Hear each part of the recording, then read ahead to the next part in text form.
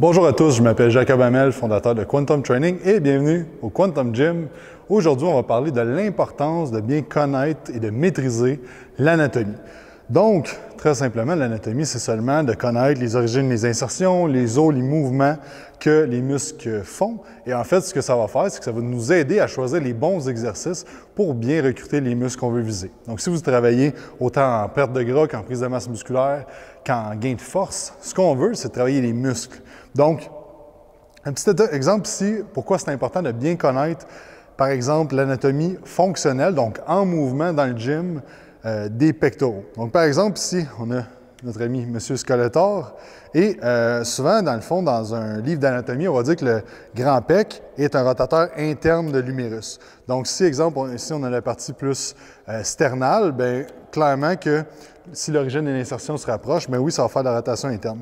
Sauf que ce qui arrive, c'est que quand on fait un mouvement, maintenant, la rotation interne ne va pas vraiment rapprocher l'origine de l'insertion. Donc, lorsqu'on fait un mouvement, c'est un peu moins important de l'impliquer.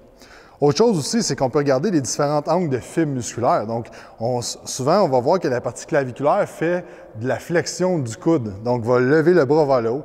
Mais en fait, la flexion du coude, ici, bien, ça va être pas mal plus les fibres du deltoïde antérieur qui vont être comme ça, qui vont faire ça.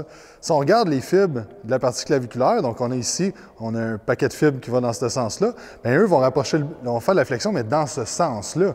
Donc, notre choix d'exercice, bien, en fait, c'est pas ça qu'on veut faire comme c'est écrit dans les livres d'anatomie. C'est pas de la flexion qu'on veut faire. C'est de la flexion, mais en ligne, c'est un genre de flexion-adduction en ligne avec les fibres musculaires. Et c'est ça qui va nous permettre de recruter plus de fibres musculaires et d'hypertrophier ces fibres-là, parce que plus tu es capable d'aligner la tension directement avec les fibres que tu vises, bien, c'est ça qui va faire en sorte qu'on va être capable de recruter ces fibres-là.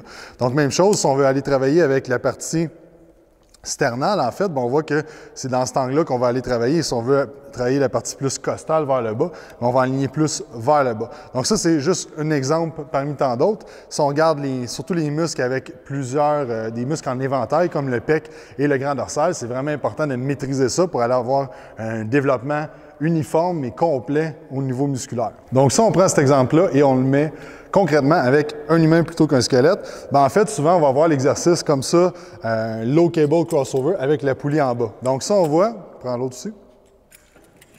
Ça, on voit, bien là, on a les fibres dans ce sens-là. Puis on peut même regarder l'anatomie de chaque personne. On voit que ces fibres sont vraiment dans ce sens-là. Et vas-y, fais ton mouvement. Là, on voit que c'est pas mal plus vers le haut et c'est pas mal plus les fibres de son deltoïde antérieur qui vont travailler. Donc, ce qu'on va faire, c'est qu'on va seulement ajuster les câbles. Donc, on va ajuster les câbles pour que quand il va faire son mouvement, les fibres soient vraiment plus en ligne avec la tension.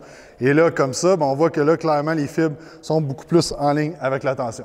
Donc, c'est une des nombreuses raisons pourquoi c'est important de bien comprendre ton anatomie, surtout fonctionnelle quand il vient le temps de travailler avec des clients, pour maximiser leurs résultats et réduire le risque de blessure.